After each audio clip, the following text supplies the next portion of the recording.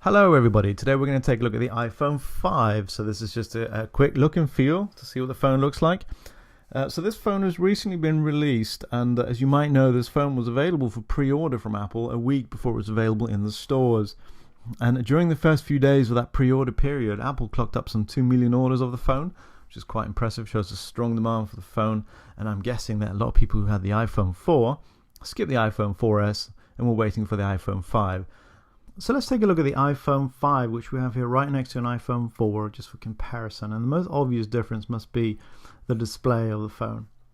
So the width is the same on both, and the pixel density is the same. Both are Retina displays. The difference is that the iPhone 5 has a longer display, so you get another row of icons onto it. And that gives you a 4-inch display, versus all the other iPhones had 3.5-inch displays. Something I was looking for in the iPhone 5 was better color saturation. I really wasn't very happy with the iPhone 4. It was great when it came out a few years ago. But compared to some of the new Samsung, Nokia and so on telephones, I think the screen on the iPhone 4 was just starting to look just a little bit tired and old. It didn't have the same vibrance. The iPhone 5, they claim to have 44% more color saturation to give you more vibrant colors, true blacks and so on, give the screen just a bit more pop. I think it does to an extent, but it wasn't as much as I was expecting. But it does look really nice. But the casing on the iPhone 5 is made out of aluminium, or aluminum if you're American, and they've done away with the glass back which we had on the iPhone 4. I didn't like the glass back actually. I didn't understand why you would stick a glass back on a phone, or more glass than you need to on a phone, because it's something you might drop and that just makes it a bit frail. So it's all aluminium, and feels very nice actually, very nicely machined, very snug, very precise. So yeah, quite impressed with what they've built, and it actually feels just a little bit too light for what it is. If we look at the phone, then some differences. The buttons on the side here, we've got the volume buttons and the mute switch. They're about the same, but I think on the iPhone 5 they feel more solid, probably been re-engineered.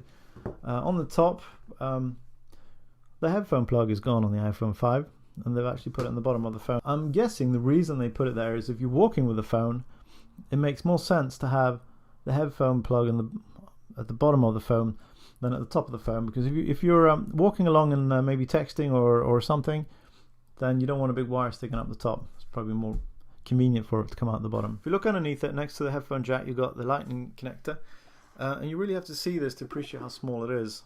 And so it's really teeny actually. It's not even half of my fingernail. And I know they did this for space savings reasons. They really couldn't fit that big plug on there anymore. Everything in this phone is apparently very crammed in. There isn't a lot of space in there. Another difference then is the SIM card slot. We used to have micro SIMs for the iPhone 4 and 4S. And they've gone to nano SIMs now, which are even smaller. So I was a bit surprised. I expected this to be much smaller, but it was just a bit smaller. And I was able to take my old micro SIM card and cut it to shape with a pair of scissors and put it in the phone and get it to work. I wouldn't recommend you do this because I probably got lucky. It's probably better if you go to a phone shop and they use a proper cutter to do it. But so far this phone seems to work just fine. The camera on the back is the same camera as on the iPhone 4S. The glass is a little bit different. I think they're using mineral glass this time around. Also, the faster processor inside the phone means that the phone has better low light capabilities when it comes to taking pictures. You also get a panorama app with the phone that allows you to sweep with the camera and capture scenes and create your own panoramas, which is quite a nice little thing. For the guts of the phone, it has an A6 processor, which is a quad-core processor, and I'm pretty sure that's the first quad-core processor that we've ever seen on any of Apple's telephones. Also, we have better connectivity. The problem we have with the iPad, the new iPad that came out in 2012, was that it had 4G, but it didn't work in Europe, so it wasn't much use for us over here. But this phone has got 4G that works over here, and 4G networks seem to be rolling out in several cities across Europe, so it's a nice addition. It's also supposed to be faster on Wi-Fi networks compared to the older iPhones. It's got 3 microphones versus the old one only had 2, which gives you better fidelity. And with the phone you get some better headphones, finally.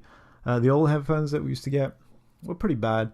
They had no bass, but these do produce quite good bass. They're not the best headphones in the world, but they're actually adequate for what they are.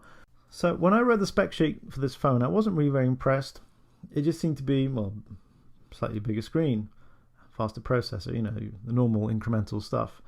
But now I've had a chance to look at the phone and actually handle it and play around with it. I'm quite impressed. I think it's a nice phone. It's so nicely made, so nicely machined. So maybe you're thinking about buying an iPhone. If you are, then I hope this video has been helpful. Take care now. Bye.